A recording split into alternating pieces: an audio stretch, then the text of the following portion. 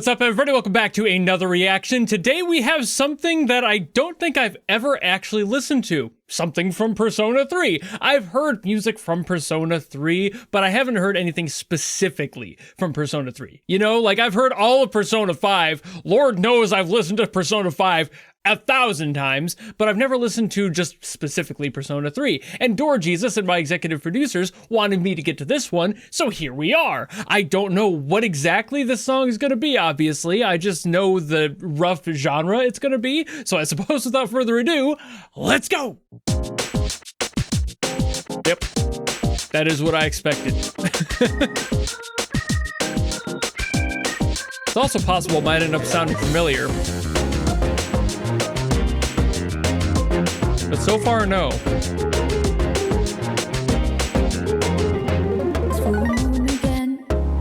Crazy how time flies.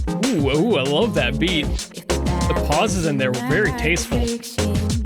But I do believe things come to light by accident. When it remains on, sounds like it's meant to be. Hey, wait a minute. We grooving. Now we bopping. Oh, the journey starts somewhere with the first step. No one's sure what lies ahead before the breath. You know? Baby, muffin top, it will be somewhere. There needs to be more music with a jazz organ in rock, you know? Right? It just fits so well.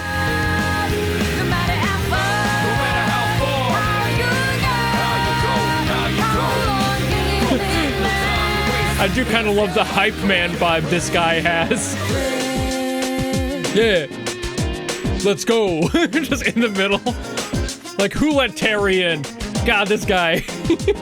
When there's a beginning, there's an ending too. As we go away, come across many predicaments. Feel like lights beneath, colors of love that's excellent. The pictures fade away. I mean, again, I knew it was kind of going to be jazzy, which I love. But I didn't expect this. This was new.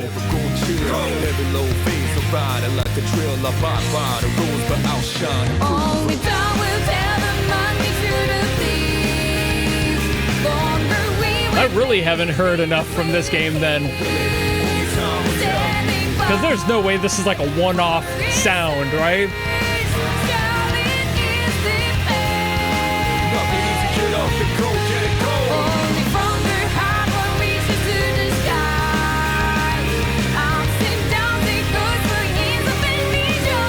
I also like how they changed what the chords were doing to affect that energy, lifting up more.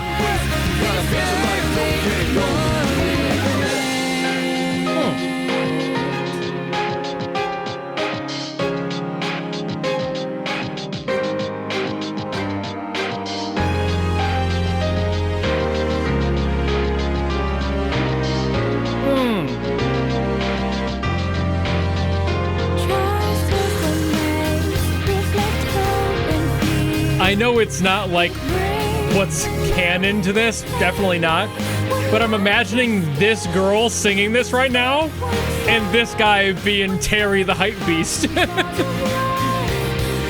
don't know, it just feels right. I assume that's not accurate at all to their personalities, but maybe.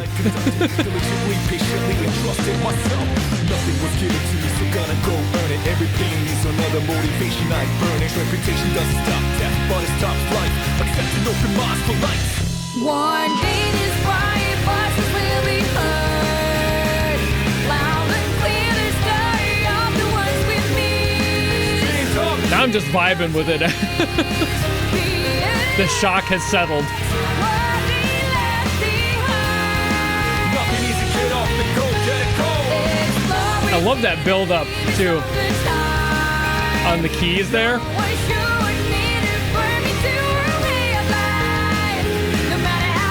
And how it keeps going between. really nice having that constantly present.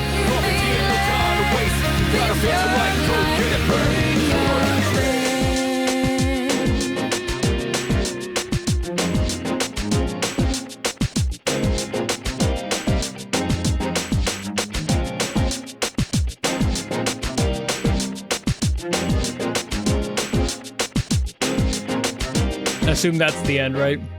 Yep. Man, okay, so as somebody who's only really ever heard the Persona 5 soundtrack, I'm definitely hearing similarities here. I don't know if that's like intentional or not, or if they use like the same producers, because there's definitely some similarities going on, but totally not the same vibe, which makes sense. Different game, different characters. You wouldn't have the exact same sound, but I can hear there's some similarities going on with this, and I kind of like that consistency, even though I don't know the games like that. The fact that they have that at all is really interesting to me. Okay, so this song is exactly as I expected, with it being as jazzy as it was. This thing is covered in flats, minors, and sevenths. All of it.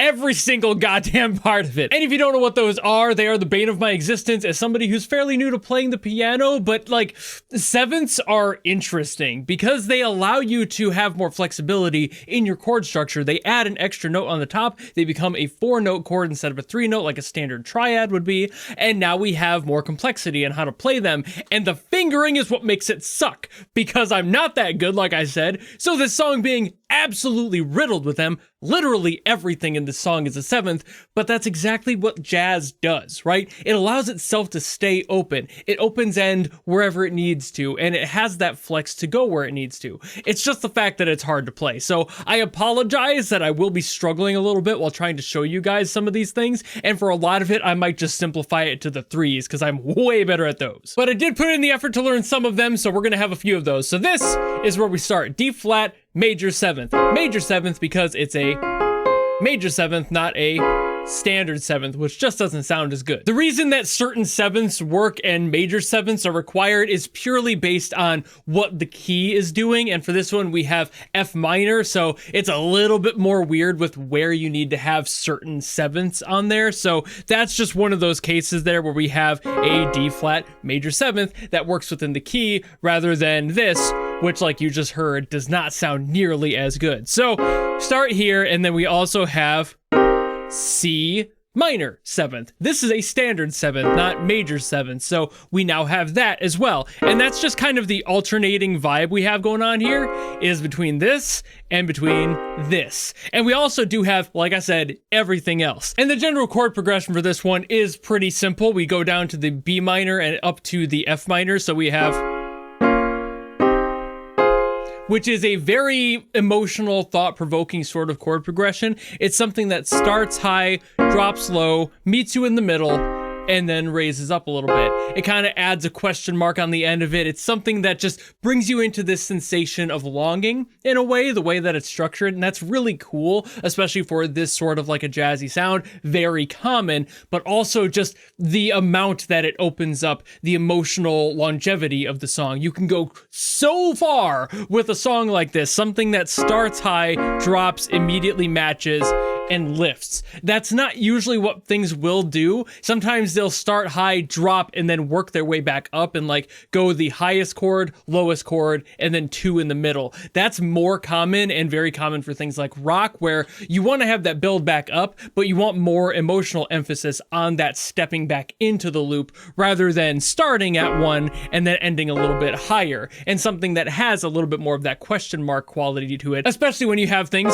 like sevenths being involved here, and that's the F minor seventh there. So we have all of that, and this little lift of that extra note there makes it feel so much more like there is an emotional fragility on this song. So that adds a lot to it. And we do have this B flat minor seventh as well. So that's just kind of one that kind of roots it back to the D minor a little bit. It's basically the same chord. This is B minor with the seventh. You can see it on my fingers here.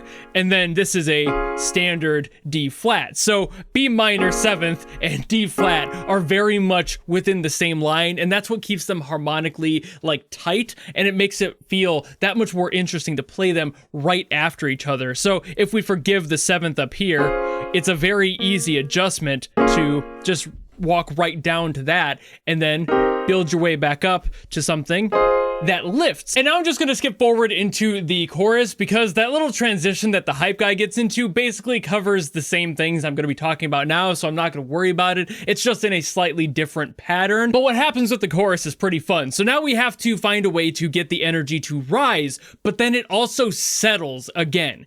This is a very interesting emotional thing to do. So the way that this is achieved in the song is the D flat and then an E flat, and then we have a C minor, E diminished, F minor. That's really cool just in and of itself. Having that little E diminished in there to kind of step up is really cool. You can hear how that just kind of takes like a stumble in song, you know? Like there's a moment where the song kind of falls into itself and it still resolves. It's not like it completely falls off the map or anything, but having that little bit in there makes it feel like there's a moment where there's lacking confidence, I suppose. That transition from just feels a lot more like there's like, I don't know if I'm supposed to be at this level yet. And it's this emotional stepping that makes this entire song feel that much more proud.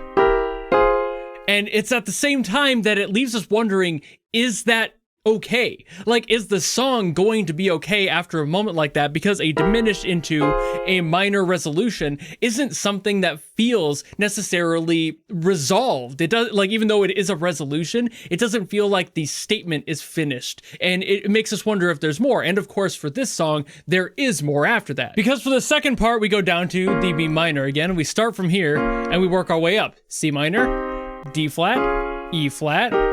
But now is where we get a really weird moment where it works its way back down. So instead of just going straight up to the F minor, we work our way down to C minor.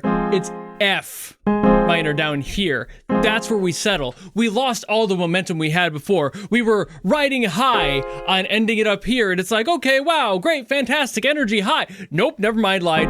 We're down here, an octave lower. Now the entire mood has settled in. They do bring this back out and they bring the song back up, but it's just the moment that they settle in to that at the end of a phrase, and that's where they end it. So instead of having something that's high flying and energetic at the end, very optimistic, it lands back in reality and makes you go, I don't think we're in Kansas anymore. Like, it just really hits in a different way when it ends on a note that is the same one that we had earlier, but just lower, more somber. And that's intriguing because now we have this emotional weight to bear. They end back in reality. That's not something that normally happens in a lot of music, but it's something that I'm sure that they wanted to make sure that they had in place for something like Persona, where the entire plot of it is kind of based around the weight of reality versus fiction and having that sort of argument go on. So having that sort of an emotional weight end lower is a very bold move that I really appreciate. They also do have a higher lift, like that da da da da da da, as we're like shifting into the next gear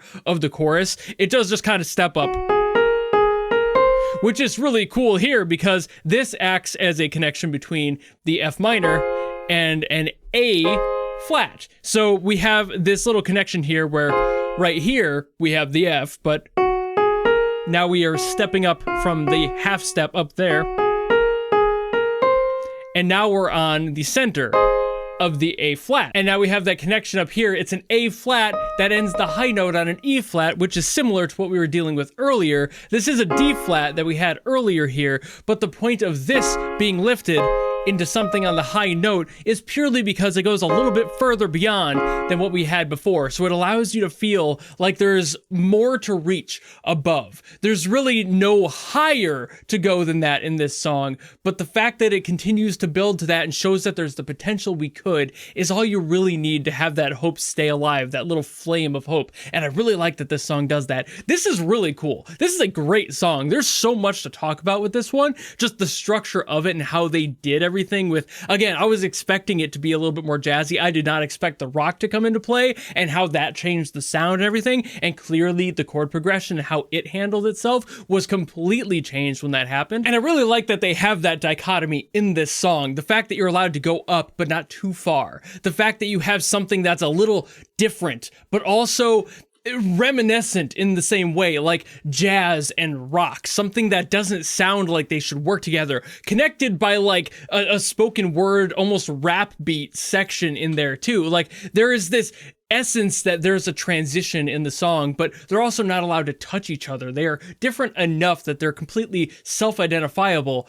But I think that's also playing back into the whole dichotomy of the story of Persona and what it's going for with its plot. The fact that there's reality and that there's fiction, and how to make these two things blend together. And I also love that they have these sorts of builds that make it feel like you can reach beyond, but at the same time, there is a limit to it, and that's why we come back to that lower F minor at the very end of the chorus. Like everything has been shut down, you've come out of that fictional space, and reality has once again set its place. And it's just really fucking good. I love how they did this. I've never thought much about the Persona soundtracks, even 5, the one I've listened to a bunch, how the musicality of it might be reflecting the story in this way, but now I'm gonna probably hear a lot more of that I've like listened to this song and realize how much they were focusing on that with this one. Also, I did not mention this earlier, but this is the same team that worked on Persona 5, so the fact that it sounds similar is probably just for that. They had the same people working on it, so it makes sense,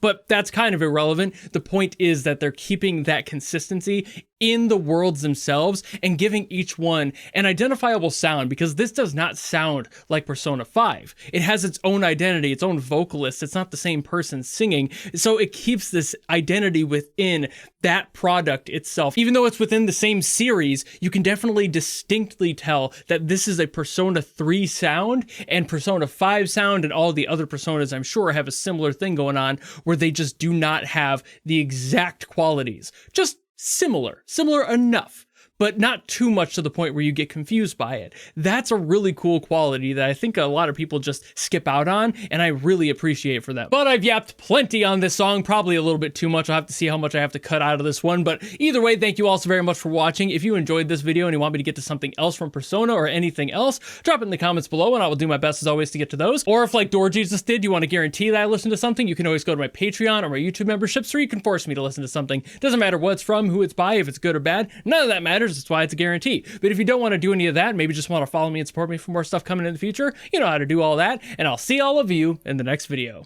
Goodbye!